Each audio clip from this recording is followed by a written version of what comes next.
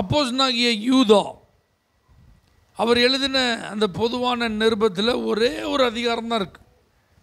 ஆமென். இயேசு கிறிஸ்துவினுடைய ஒன்று விட்ட சகோதரர். ஆனால் அவர் தன்னை அறிமுகம் பண்ணும்போது இயேசுவின் சகோதரன் அப்படின்னு சொல்லி என்ன செய்யலை, அறிமுகம் பண்ணாமல் இயேசு கிறிஸ்துவினுடைய ஊழியக்காரன் அப்படின்னு அறிமுகம் பண்ணுறார். அப்போ இவரும் ஆண்டவராகி இயேசு கிறிஸ்துவை இரட்சகர் என்று நம்பினதுனால தான் இந்த வார்த்தை எழுதப்பட்டிருக்கு. அல்லேலூயா. நல்லா புரிஞ்சுக்கோங்க, இயேசுவை தன்னுடைய வயிற்றில் சுமந்த மரியாள் இருந்தால் கூட அவங்களும் ரட்சிக்கப்படணும். இயேசுவின் ஒன்று விட்ட சகோதரர்களா சகோதரிகளாக பிறந்திருந்தால் கூட அவங்களுக்கு ரட்சிப்பு தேவை. ஆமென் சொல்லுங்க பார்க்கலாம். ஏன்னா இயேசுவை யார் கர்த்தரும் இரட்சகருமா தங்களுடைய உள்ளத்தில் விசுவாசித்து நாவினால் அறிக்கையிடுகிறார்களோ அவங்களுக்கு தான் ரட்சிப்பு. ஆமென். கிறிஸ்தவ குடும்பங்களில் பிறக்கிறதுனால யாரும் ரட்சிக்கப்படுகிறதில்லை. போதகர்களுடைய வாரிசுகளாக இருப்பதனால யாரும் ரட்சிக்கப்பட்டவர்களும் இல்லை. தனி மனிதன் ஒவ்வொருவருக்கும் ஆண்டவராகி இயேசு கிறிஸ்து இரட்சகராய் அவர் தேவைப்படுகிறார். அல்லேலூயா. அப்போ இவர் இந்த நிருபத்தில் ஒரே ஒரு அதிகாரத்தை எழுதினாலும் பல அதிகாரங்களை எழுதின தீர்க்கதரிசிகள் சொல்லாத சில ரகசியமான வார்த்தைகளும் இந்த புத்தகத்தில் எழுதப்பட்டிருக்கிறது. ஏனோக்கை குறித்து நமக்கு ரொம்ப ஒரு பெரிய விளக்கம்லாம் இல்லை. அவன் தேவனோடு சஞ்சரித்தான் 300 வருடங்கள், அதுக்கப்புறம் காணப்படாமல் போனான் அப்படின்னு ஆதியாகமத்தில் நீங்கள் என்ன செய்யலாம், வாசிக்கலாம். அதுக்கப்புறம் விசுவாச வீரர்கள் பட்டியல் அடங்கிய எபிரேயர் 11ஆம் அதிகாரத்தில் இந்த ஏனோக்கு குறித்து நீங்கள் என்ன செய்யலாம், வாசிக்கலாம். அல்லேலூயா. ஆனால் இந்த இடத்துல பாருங்கள், ஆயிரமான தம்முடைய தூதர்களோடு இயேசு என்ன செய்ய போகிறாரு, இந்த பூமிக்கு வரப்போகிறார் அப்படிங்கிற ஒரு பெரிய நற்செய்தியை, ஒரு பெரிய ப்ராஃபஸியை இந்த ஏனோக்கு என்ன செஞ்சுருக்கிறார், சொல்லியிருக்கிறாரு அன்னைக்கே. அது இந்த இடத்துல என்ன செய்யப்பட்டிருக்கிறது, எழுதப்பட்டிருக்கிறது. ஆமென். மோசேயினுடைய மரணம் அது எப்படி நடந்தது அப்படிங்கிறத குறித்து நீங்கள் பார்க்கலாம். ஆண்டவர் சொன்னால், நீ கானான் தேசத்துக்குள்ளே நுழைய மாட்டேப்பா, கானானை பார்ப்ப, அதனால் இந்த மலை மேலே ஏறி வா. இதோட கதை என்ன செய்யுது, அந்த வரலாறு அப்படி தான் முடிகிற மாதிரி இருக்குது. ஆனால் இங்கே பாருங்கள், பிரதான தூதனாகிய மிகாவேல் மோசேயினுடைய சரீரத்தை குறித்து பிசாசுரனை தர்க்கித்து பேசின போது, அப்போ அங்கே ஒரு அடக்க ஆராதனை, அந்த ஆராதனை நடக்கும்போது ஒருத்தன் வந்து என்ன செஞ்சுருக்கான், குறுக்க நின்றுருக்கான். அல்லேலூயா. அவனை மிகாவேல் என்ன செஞ்சுருக்கான், கர்த்தர் உன்னை கடிந்து கொள்வாராக. தூதர்களில் பல வகை உண்டு, அதில் மைக்கேல் தான் ரொம்ப பவர்ஃபுல்லான ஆள். ஆமென். யுத்தம் பண்ணுற ஆள் யார், மிகாவேல் தான், ரொம்ப பவரான ஆள்.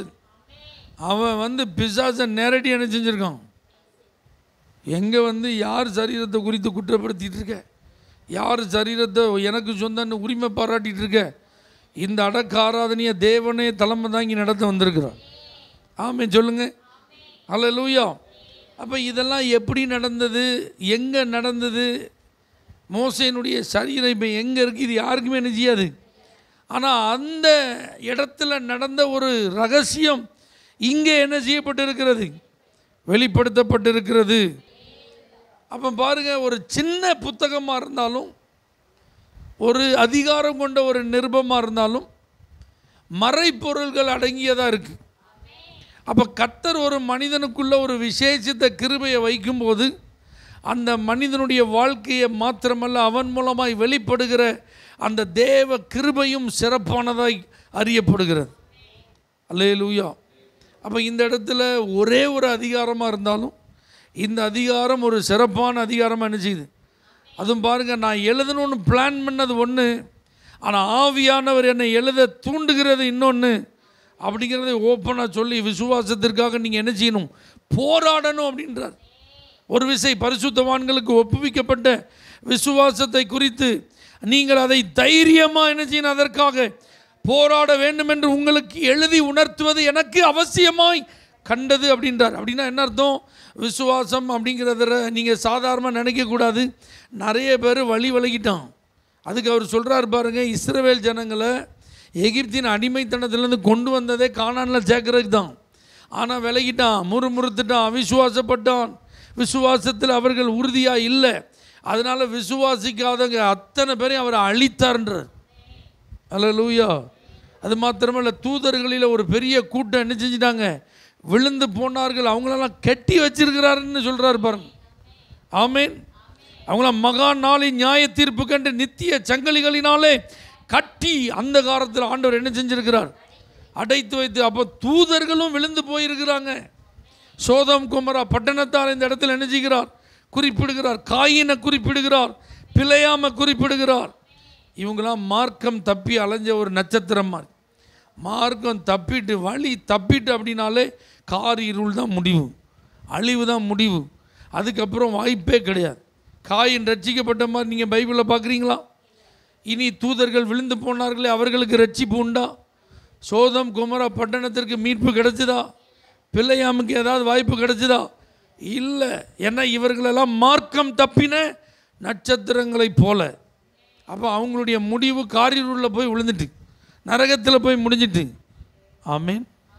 அப்போ என்ன சொல்ல வராரு, விசுவாசத்திற்காக நீங்கள் போராடலை அப்படின்னா நீங்களும் மார்க்கம் தப்புன ஒரு நட்சத்திரம் மாதிரி ஆயிடுவீங்க.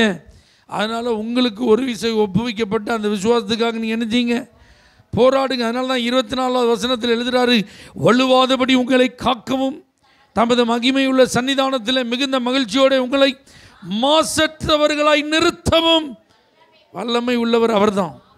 அப்போ நான் வழுகிடக்கூடாது, மாசு எண்ணில் என்ன செய்யக்கூடாது, காணப்படக்கூடாது. என்னுடைய அல்டிமேட் டார்கெட் என்னன்னா, அவருடைய மகிமையுள்ள அந்த சன்னிதானத்தில் நான் போய் நிற்கணும்.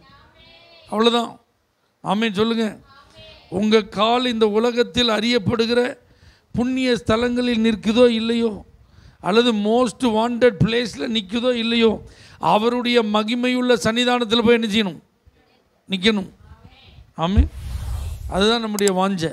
ஆனால் அந்த இடத்துல போய் நம்ம கால் நிற்கிறதுக்கு முன்னாடி நம்ம கால் என்ன செஞ்சிடக்கூடாது, வலிவீரக்கூடாது. மாசற்றவர்களாய் நாம் மாறி அந்த இடத்துக்கு தகுதி இல்லாதவர்களாக என்ன செஞ்சிடக்கூடாது. மாசு அது நம்மளை தகுதி நீக்காமல் என்ன செஞ்சிடக்கூடாது, பண்ணிடக்கூடாது. பரலோகத்தில் நீங்கள் பங்கடைவதற்கு ஒரு சின்ன மாசு இருந்தாலும் தகுதி நீக்கம்தான். அப்போ வலுவாதபடிக்கு அவர் தான் நம்மளை காக்கணும். மாசற்றவர்களாய் அவருடைய மகிமையுள்ள சன்னிதானத்தில் அவர் தான் தம்முடைய வல்லமையினால் நம்மை நிறுத்தணும். ஆகவே நமக்கு ஒப்புவிக்கப்பட்ட இந்த விசுவாசத்திற்காக போராடுவோம், விசுவாசத்தை காத்துக்கொள்வோம், அவருடைய மகிமையுள்ள சன்னிதானத்தில் நிற்போம். கர்த்தர் நம்மை ஆசீர்வதிப்பாராக. கண்களை மூடி நாம் ஜெபம் பண்ணுவோம். நல்ல தகப்பனே, சர்வ வல்லமையுள்ள ஆண்டவரே, மார்க்கம் தப்பின நட்சத்திரங்களை போல நாங்கள் மாறிடக்கூடாது. எங்களுக்கு ஆண்டவரே, நீங்கள் எப்படியாவது உங்கள் மகிமையுள்ள சன்னிதானத்தில் நீங்கள் நிறுத்திடணும் ஆண்டவரே.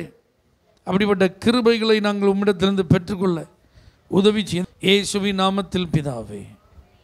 For prayer contact, Pastor J. J. Kumar, El Shaddai Ministries, 9500252586, Surandai.